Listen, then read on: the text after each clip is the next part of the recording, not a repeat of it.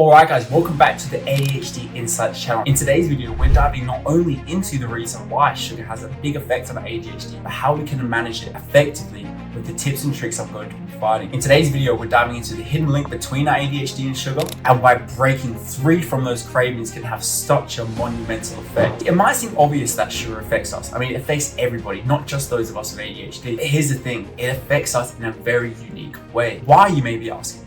And how? Our brains are naturally low in serotonin and dopamine. This makes us more susceptible to forming an addiction towards any type of substance, even including sugar. I mean, come on, it's like a dream come true for our ADHD brains. Let's not lie to each other. I mean, how many times have you bought maybe a sugary snack, McDonald's, Hungry Jack's, whatever it may be, and found yourself craving sugar throughout the day? For me, it starts with something like this. Even if I have like jam on toast or if I have a cup of tea with sugar, I can't seem to get that craving out of my brain. Let's be real, it's a quick and easy reward with minimal effort. I mean, all I've got to do is pop a sweet into my mouth and boom, I'm set. My dopamine spikes, I feel 10 times better. I mean, what could possibly go wrong? There actually is a catch, and it's not that good for our ADHD brains. So I want to really deep dive how sugar really affects our ADHD. So it can affect our mood. We can have terrible mood swings. Have you ever noticed those sudden shifts in mood where, you know, you'll be fine, you'll eat a Macca's, maybe a Hungry Jack's, and the original first couple of bites are amazing. You just can't seem to get enough. But then as we digress through the meal, as we start to kind of,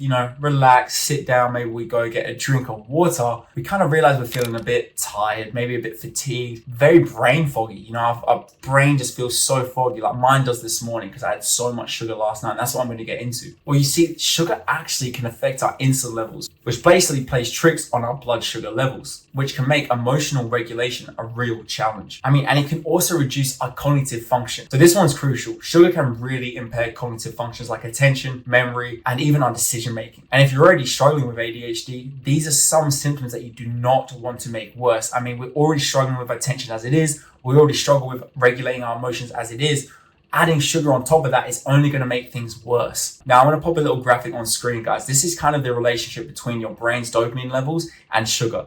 As it rises within the 5 to 10 minutes, it's quickly plummeting. So your blood sugar levels are just plummeting straight down. This is going to leave you feeling fatigued, annoyed, mood changes like I spoke about, hyperactivity, and that reduced cognitive function, which we really do need, especially with those of us with ADHD. What's funny about the situation is you often find yourself 10, 20 minutes later, even an hour later, curled up on your couch, in your bed, ready for bed, ready to go to sleep, because you literally have no energy left. And even worse, you're feeling shameful, you might be feeling some type of regret, maybe you have a headache and you haven't drunk any water, let's be real, so you probably got a banging headache. Sugar is the reason why you feel this way. Just to confirm, by the way, it is the sugar. Now, in this section, I want to kind of talk about the science behind our sugar addiction and why it happens. You see, sugar triggers, like I said, the release of dopamine, which is a feel-good neurotransmitter in your brain. Now, I've spoken about dopamine a lot on this channel, and what I want you to really think about is if we're spiking on dopamine unnaturally, so it's like we're spiking it with things like sugar, it's not going to have that sustained effect we think it's going to have. You're going to need to continue to keep consuming more sugar to keep that high. It's like anything. It's like drugs. It's like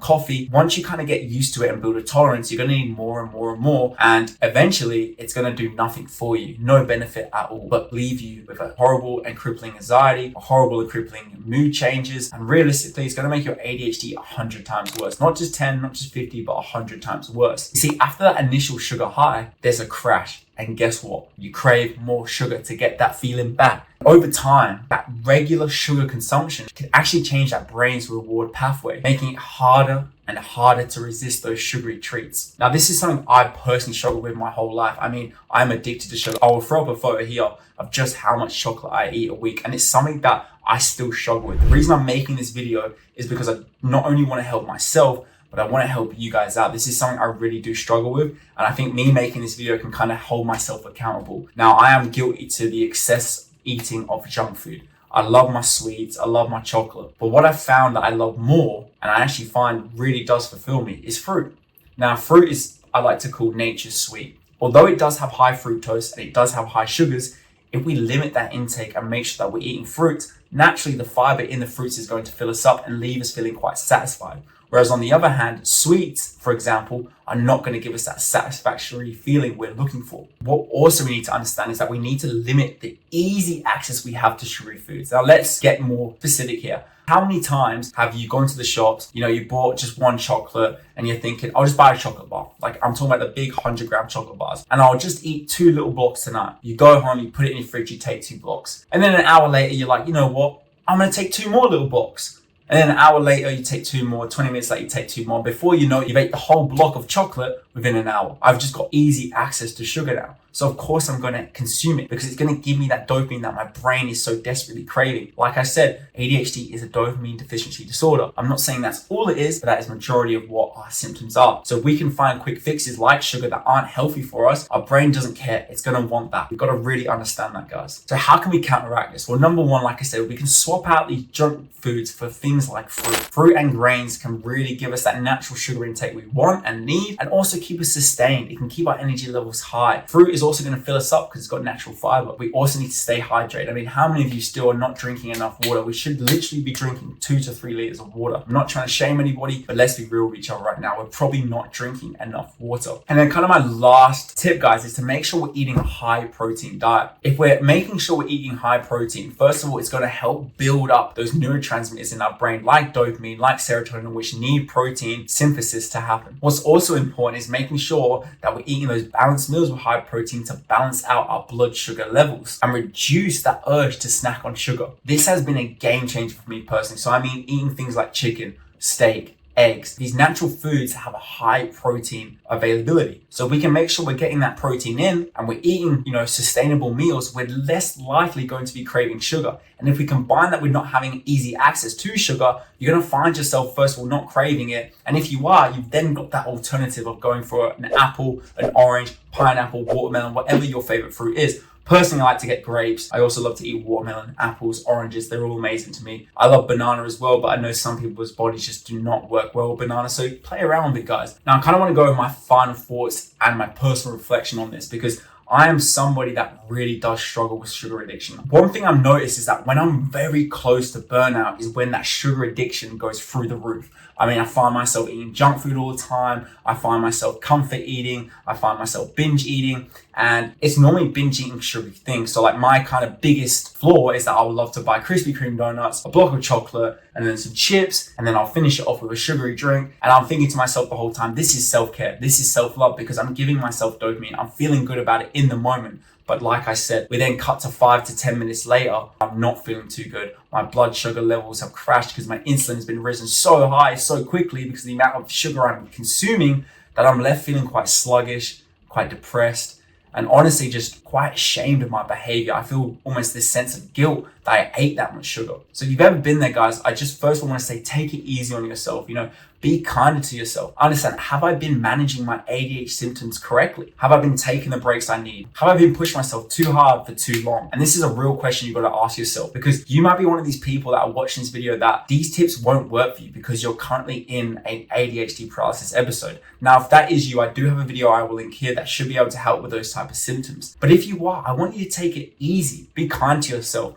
I'm not saying that you should just reward yourself with sugar, but what I am saying is don't expect this to be an overnight change. We just want to reduce that sugar intake. So if you're eating like 4 or 5 chocolate bars a day, let's cut it down to 2. Let's just cut it down to 2 and replace the other chocolate bars with some fruit. And then we can slowly decrease our sugar intake. Remember, guys, we can't change overnight. We can't do a big 360. Our ADHD brains will lie to you and say, yep, we can just forget it all in one night and we'll be fine.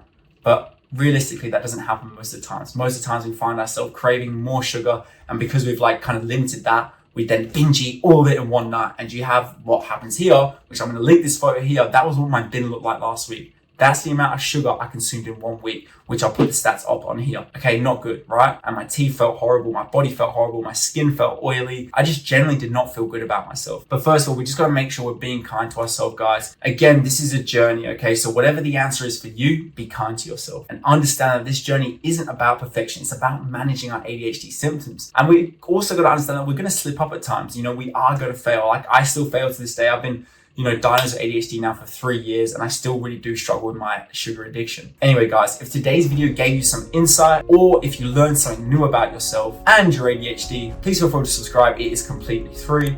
I will also link down below a couple more videos to do with waiting mode and ADHD process. I find that these are often quite linked with our sugar addictions. And again, guys, I'm just going to leave you with the 4 tips we spoke about in today's video, making sure we're limiting that easy access. So cutting off that easy access to sugary foods. We're then replacing those sugary foods with some healthy sugars such as fruit or grains, stuff that is going to fill us up naturally. We're then going to make sure we're staying hydrated, so we're consuming plenty of water, 2 to 3 liters of water per day. And again, guys, we're going to make sure we have a regular high protein meal. So we want to be eating around 3 meals with 3 high protein sources. It can be chicken, egg, fish, steak, whatever you feel. I really hope you enjoyed today's video. If you did, hit that like button and I'll catch you on the next one.